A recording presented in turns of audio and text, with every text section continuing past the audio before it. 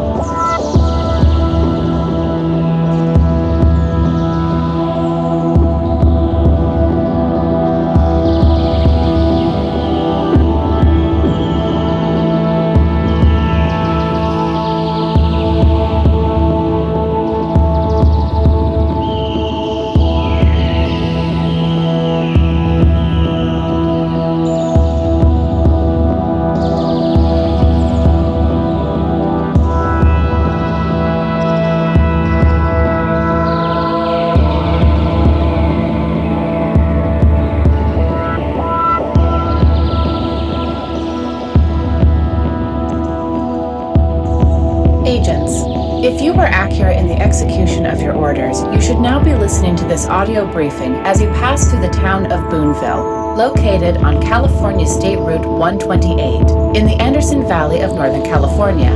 If you are not currently passing the Mendocino County Fairground in Boonville, California, then please pause this briefing and make your way to that location before continuing.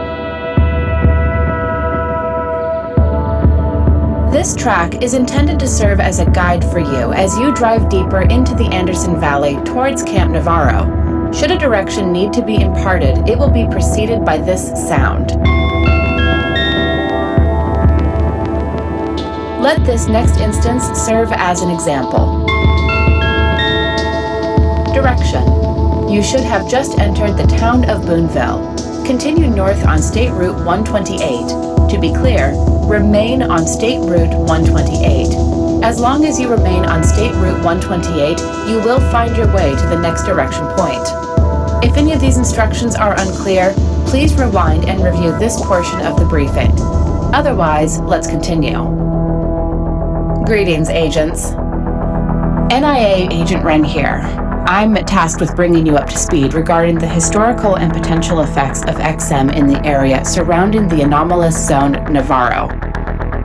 Officially, the brass says you just need to know more about the resident activity of the people who live in the area.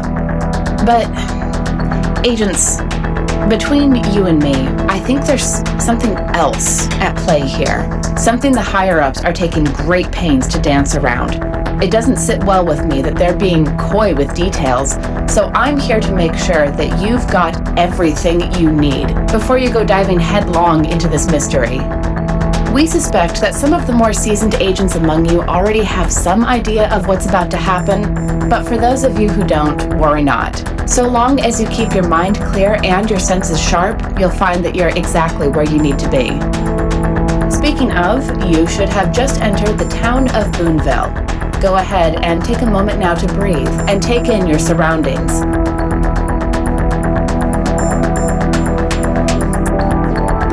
is a bit of a special town, as it's one of the few signs of civilization set along this stretch of State Route 128, the entirety of which runs inland from the mouth of the Navarro River, located northwest of your present location, to Winters, California. Between 2010 and 2016, Boonville's population saw a steady, inexplicable decline. Despite this, intel indicates that the remaining residents remain dedicated to preserving their rich history as a hub for counterculturalists around the 1960s. In fact, many of the residents and businesses in and around the town still hold fast to the New Age ideals, which influenced vast swaths of the West Coast at the time. Foremost among those ideals was the desire for independence, something that aligns closely with our values as agents. Consider, in the midst of the hippie movement, young people disillusioned with the rise of mainstream capitalist culture would make their way north to wider, greener pastures. Many of these counterculture revolutionaries hoped that by heading deeper into the bush, they would find a land that they can call their own. More than that, they yearned for a blank canvas onto which they would be able to project their whims and desires, regardless of how strange they might have been. Something inexplicably called them northward, and while we can't be 100% sure, we believe it has something to do with the anomalous zone known as Navarro. For many of them, this journey saw them creating their own intentional communities, or utopian communes, built on principles of peace, creativity, and independence. But what they found instead was hard country living, set amongst a landscape that seemingly wanted nothing to do with their high-minded ideals. Back in 1970, journalist Charles Perry interviewed a few of these idealistic would-be pioneers for Rolling Stone. One couple, Peter and Catherine, lived and worked on farmland set near Mendocino's famous pygmy forest, where, due to the acidic ground, stunted redwood trees grow to be only about 6 feet tall. Despite that, they thought of themselves as lucky. Catherine described the land as clay and sandstone soil, and that the ground is so acid here, the only things that grow well are like berries, peas, and garlic. Despite that major limitation, both Peter and Catherine found a way to make the farm work, utilizing creative thinking to work around some common problems. For example, Perry wrote that the farm's flowers weren't just for looks, they served a function as well. He wrote, "The elegant rows of sunflowers are for chicken feed. The pretty red and yellow flowers next to the Italian garlic are a source of pyrethrum, an organic pesticide. Just grind up the dry flower heads and mix with soapy water and a drop of vinegar. The marigolds planted among the cabbages are there to discourage cabbage worm and for dyeing wool." Consider for a moment the sheer amount of work it would take to restore a farm to proper working order. Consider for a moment what kind of toll that took on two homesteaders simply hoping for independence.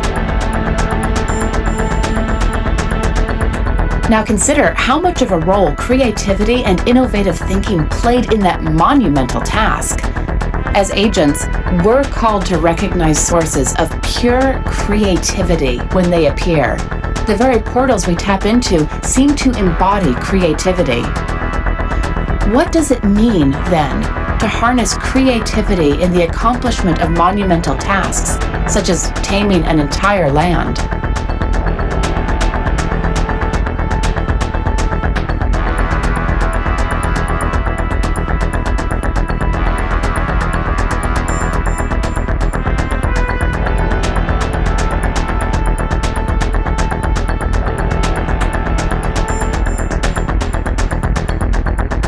Bo, another one of the homesteaders interviewed for the Rolling Stone article, seemed like someone who had an idea of what all that might mean.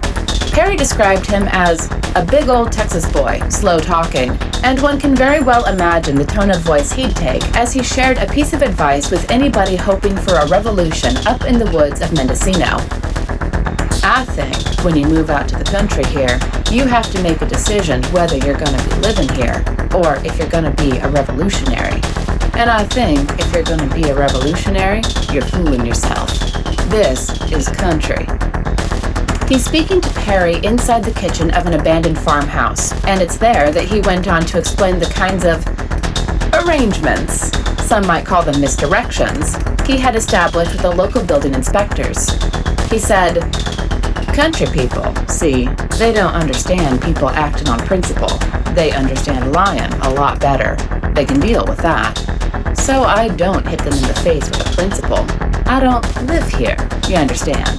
This is a storage building, and whenever that condemned sign outside blows down, the inspector just comes around and puts up a new one, and I don't stick my nose indoors here. We both know what's going on. If you ask me, the way he describes it makes this all seem like some kind of dance between two opposing forces. When one seeks to intrude or otherwise cross a line, the other backs away for a moment, only to encroach upon the other space soon after.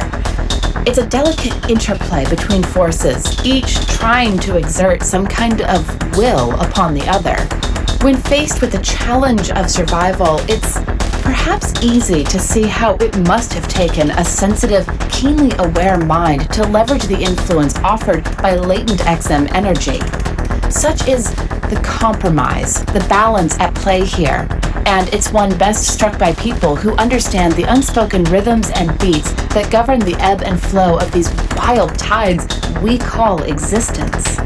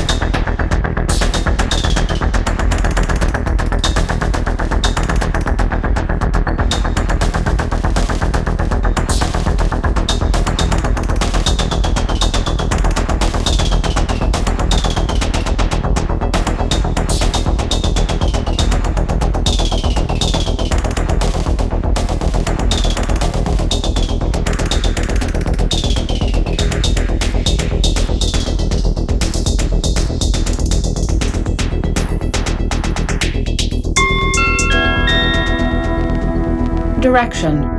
You should soon be entering the town of Philo, if you haven't already.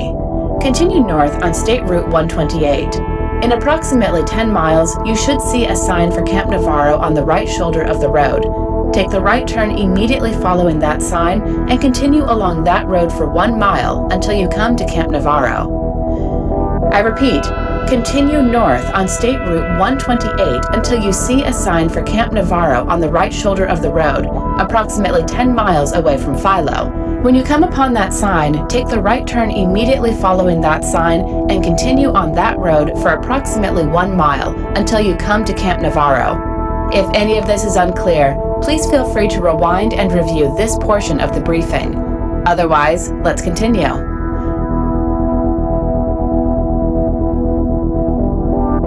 If my calculations are correct, you should soon be passing the town of Philo. It stands at about a little more than a quarter of the population of Boonville, with an estimated 260 residents as of 2016.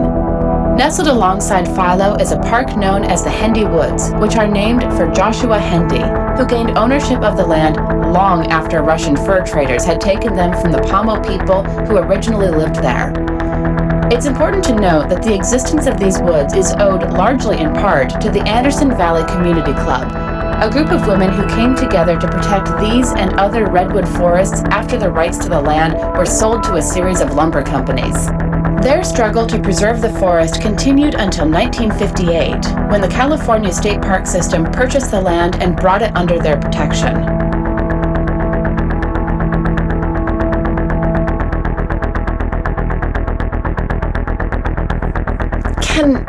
Can you humor me for a moment, agents? Go ahead and take a second to look outside your window right now. Look beyond what's next to the road. Look deeply into those rolling hills in the distance. Look at the blankets of forest resting atop each one. Look a little farther and imagine, just for a moment, what this all would be like if not for the efforts of those women. Imagine how radically different the landscape might be and what might be standing here instead. Now ask yourself, what were those ladies trying to protect? Agents, the world you see around you wasn't formed by the hand of just one person. Much like how it takes more than one agent to harness the full potential of a portal, it took multiple hands and minds to create the world you see around you today. Consider our own history. The Niantic project began with 13 researchers, all joined together for one purpose: to study exotic matter. Oliver Linton Wolf's routine study of a mysterious construct known as the Power Cube resulted in a massive burst of XM on an unparalleled scale. And here, in the years since that fateful night, the world has grown and changed as a result of not only XM's influence on humanity, but also as a result of your own actions. Agent, have you ever considered the impact your actions might have on the fate of this world, this reality? As you go about your daily tasks and missions, do you stop to consider what kind of effect your actions have on the world around you? Would you consider your actions to be worthless? Would you consider them to be trivial? Perhaps too small and frivolous to actually mean anything in the long run? If so, then you haven't been paying attention to this briefing, Agent. In fact, if you think your actions up to this point haven't meant anything, then you really haven't been thinking about what you're getting yourself into this weekend, have you? Think about it. Think about where you were when you first heard about this weekend. You heard about this event, this Epiphany Night. You know that it somehow ties into the research you've been conducting with Niantic Labs, but what does any of that actually mean? You might have an idea of what a Magnus is, and you've either been to or have seen what transpired here at Camp Navarro last year, yes? But what do we actually mean when we say Epiphany Night? Listen closely and listen well, because I'm about to explain to you just what you're diving into, Agent. You are currently on your way to usher in an event, an occurrence that was once thought to be an impossibility. Before you stands a rare chance to mold, shape, and create a world of your own choosing. This opportunity to exert your influence upon the very fabric of reality comes to but a few. And Agent, you are one of those chosen few. All of the effort, work, and energy you've poured into your career as an agent have led you to this singular road, this inevitable, inexorable journey deep into the woods where you will come face to face with destiny itself. Something called to you out here, just as something called to the pioneers, the explorers, the idealists, the dreamers, the counterculturalists, and the creators who came before you. Something within you yearned for the impossible. Something within you wished for more than what you had. And let me tell you, Agent, you're about to get everything you wished for. So you can see really how that drive up here, how beautiful that is, the detail that they put into getting everything set, getting that experience set. And it's really easy to see how someone could have a spiritual or XM connection with this area. Just looking at it. Now, one of the fun things last year, we ended up nicknaming this event Nerding Man. I'm sure it'll be Nerding Man 2 Electric Boogaloo this year. But it ties in really well with that hippie spirit that they spoke about in the video. We have a bunch of people who are artistically coming together and reforming and really remapping this entire place, just like those homesteaders did in their desire for independence. Now, it was quite obvious that Niantic knows what they're doing, what they're talking about. That duality of the two forces fighting against each other really is so representative of that force of the enlightened and the resistance. Now, one thing that I liked was that example of the man who was in the cabin and how he ended up developing this relationship back and forth with that inspector, which fits very well with what happens here at these Camp Navarro type events and also at our Mission Day type events, where although we have two opposing forces, in order to make everything work, we end up having to come together and really find this middle ground and this difference. Hopefully not through lies, you know, hopefully we can find it through that principle, and we often do, as you'll see during the coverage. Although people may be wearing faction colors at these events, it is not any sort of head-to-head. We are really working together and cooperating well. Lastly, one other note that I want to say is there was that call at the end about what is waiting for you. And I think as you guys watch the videos throughout this weekend, you'll see that there really is something amazing that waits for you if you make that trek, if you make that journey out to one of these Magnus events. It's really a whole different world, and it is the world of Ingress coming alive, and it is everything that we've waited for. So keep checking back. We'll film more of these away from the road inside the camp later on, where there's not cars, and instead a bunch of agents and their beautiful portal projects and activity. Those will be coming up throughout the weekend, but we want to give you guys the first look at what the agents themselves are experiencing on the way to Osiris Epiphany Night.